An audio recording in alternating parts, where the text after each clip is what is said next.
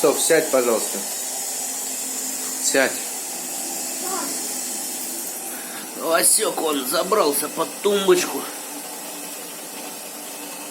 под которую, наверное, никто никогда в жизни не залазил.